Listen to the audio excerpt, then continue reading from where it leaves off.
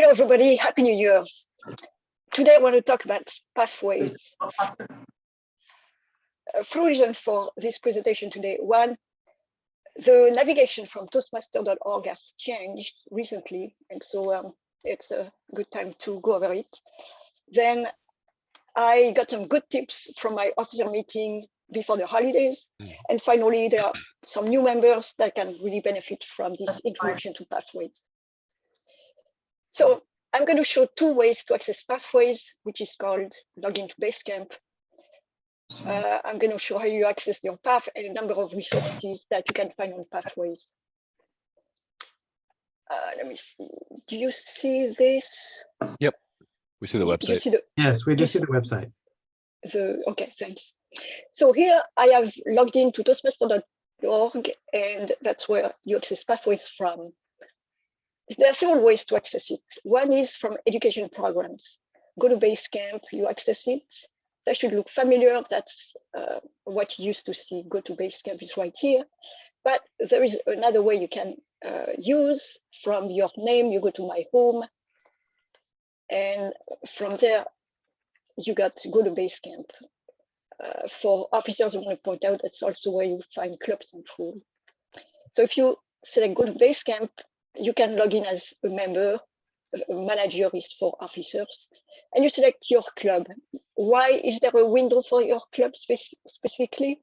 It's because some members belong to multiple clubs, and they want to choose specific path for each club. So now you are in pathways. Here you have path and learning. That's where you access your path. By clicking Open Curriculum. I am currently working on level 5. I just wanted to mention that you can do your project in absolutely any order. You can start with a project level 4, go back to 2, go to 3, but you won't be able to get your project completion until you have finished all the levels below. So meaning, for instance, if you want to complete level 3, you have to get level 1 and 2 already completed. So you have to complete in order, but you can do the speeches in absolutely any order. Kind of one thing I learned. So you can go back using Home. Second thing, speech evaluations. When you do an evaluation, you need to ask the speaker what's your evaluation form, or send me your evaluation form. You can also just ask the speaker what's the title of your speech. For instance, today I'm using presentation software, and you can download yourself the form from here. Then you would save it locally, update it, and send the feedback to the speaker.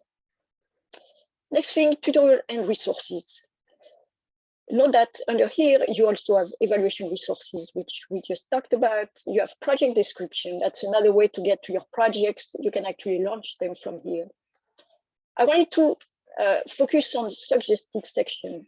There's supplemental reading for level 1, 2, and 3. I really like the ones in level 1. Very basic things, but sometimes it's good to go back to the basics. How to pick a speech topic, some tips for crafting a speech, hand gesture tip. Who doesn't need hand gesture tip? Vocal variety. So really, if you have a minute, I really recommend that you go and check out these resources. For level 2, it's focused on mentoring, and for level 3, it's focused on leadership, because that's kind of what these levels are about. But I would recommend, at a minimum, go to this level 1 resources. Next, I want to talk about the feedback. This interface allows to request feedback. You can type in member, type in the name, and then you can send some feedback, attach some file, or explain why you are requesting feedback from that person. Now, vice versa, you can send feedback to someone by searching the search box the name of the person, and you select that person to go into his profile. Now you can see that here you have his email address. That can be a handy way to find a person's email address. you are in the person Basecamp profile, and there you have this feedback button where you can share your feedback. Note that you can send, for instance, the evaluation form, or you can share a badge.